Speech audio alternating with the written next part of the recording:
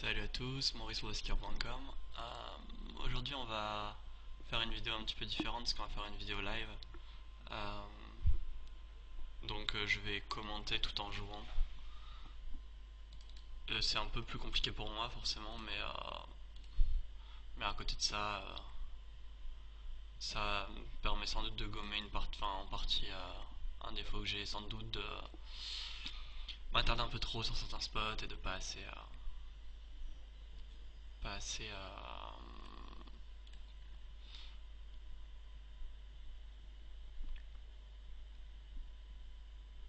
passer pardon, voir de moi dans une session, sur une vidéo, etc. Donc là forcément je suis obligé d'y aller au fur et à mesure. Ici il a checké behind en fait sur le flop, donc je pense qu'il a quasiment jamais de jack.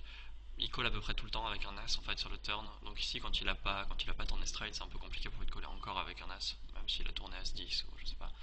Donc je m'attends à me faire call, vu qu'il a pas l'air trop bon, me faire call par straight quasiment tout le temps, et j'espère quand même pouvoir lui faire fold le reste. Ici j'ai dans les deux cas là j'ai call en position. Ici j'ai call en position parce qu'il a 5, il forbet un peu plus que la moyenne en fait. Enfin il forbet pas que les as, il forbet un peu. En gros sur les 1300 mains que j'ai, c'est comme s'il forbettait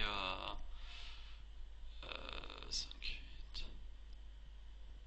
Ici j'espère juste faire fold à l'autre joueur, draw supérieur, etc. Donc c'est pour ça que je préfère shove que call. Euh, Ici on va fold sur un 2 barrel. Je disais que ouais, ici il forbet un petit peu trop puisqu'il for... je, je l'ai à 5% de forbet range, donc en fait s'il était à 2,5% ça ferait que les as. Là il est au double, donc il forbet vraiment une range beaucoup plus wide et il est hors de position bataille de blind, donc je pense que ça va être beaucoup plus souvent encore dans cette situation. Pour cette raison je préfère call que 3 bêtes vont trouver face à un forbet qui me poserait beaucoup de problèmes. Ici j'ai que top pair, j'ai quand même un joueur à parler derrière. J'ai quand même call, on pose avec une gutshot en plus. Si j'avais pas la gutshot, ce serait un peu différent, mais j'ai gutshot et backdoor flush draw. Forcément, il y a un joueur à parler, donc ça m'embêtera un petit peu qui chauffe ici.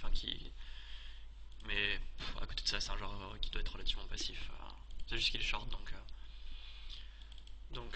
un peu short, donc ça peut les motiver un peu plus à folder, à raiser de temps en temps quand ils sentent comme, etc. Mais je pense quand même que.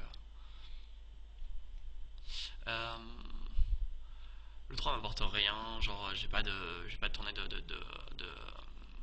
flush draw en plus, et alors ok il va quand même continuer à barrer souvent quand j'ai just call le flop, parce qu'il y a pas mal